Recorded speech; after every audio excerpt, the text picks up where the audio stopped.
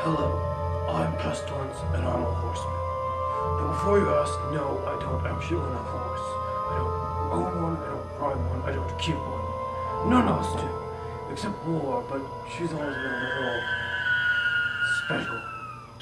Anyways, on with the questions. What do I like about my job? I don't like my job. I love my job. My job is to spread sickness and disease around the entire world. It's schadenfreude pleasure at its best. Have you ever played The Sims? You know what you've done to them late at night. It's just, I can't believe I'm getting paid for this. But let's see. Days haven't been as good as they used to be. Back at the Black Plague, smallpox. Those are the days.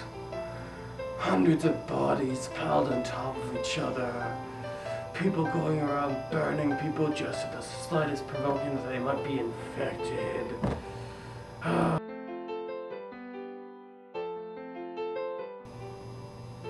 Swine flu.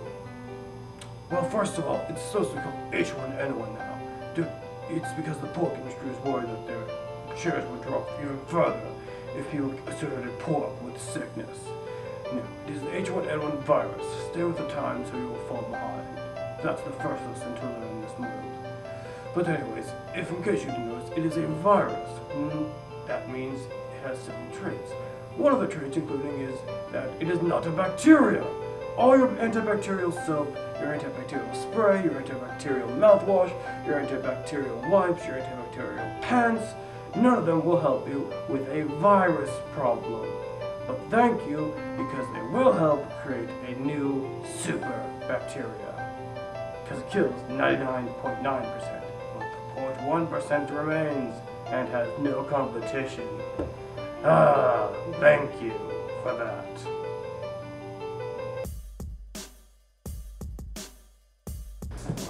The modern world poses an interesting challenge to me personally. With advances in modern medicine, I find that many of my old tricks simply aren't effective anymore. I mean, you've got a vaccine for this, a topical cream for that, and even the throat lozenge has brought the common cold to a crippling halt. But it does have its upsides, after all. In a world with this much technology, I've managed to find a way to make it work for me. I spend most of my day doing in-depth research to forecast the spreading and the effects of sickness on populations of the world as a whole. So when I do send something out, I make sure it's very, very effective. I wait for the right time and the right place. Those two combinations make for a very, very effective job. Just look at what's happening with H1N1. Also, people are so paranoid these days that I can simply put a little baking soda in an envelope, send it off somewhere, and they start screaming, anthrax, quick, quarantine everything. And your cell phones are making cancer just too easy to cause. I mean, really.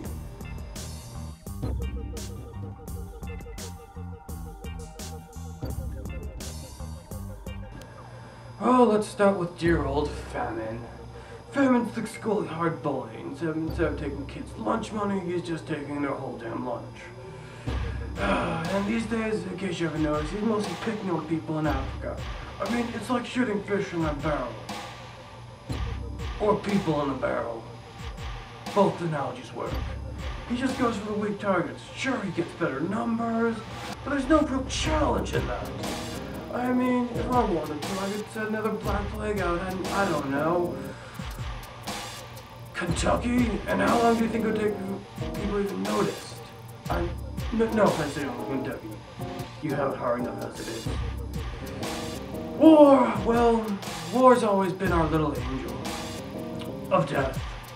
Which death himself is kind of jealous about. But war, she's a bit... she's dealing with a lot of things on her plate right now. I mean, the war in Iraq wasn't exactly as much fun as she'd hoped for. And there's all these little civil skirmishes in countries over here and there. And she's just trying to hold herself busy until World War III comes around. And she's always bragging about, oh, this person's gonna attack them, the dead man switches, those bombs are gonna hit. But she's staying busy and I'm happy for her. Death. What can you say about Death? He's a great guy to have at a party. But at the same time, he's the worst guy to have at a party. And he's the famous one, what can I say? It's not like I'm jealous or anything, but really, he takes credit for our work.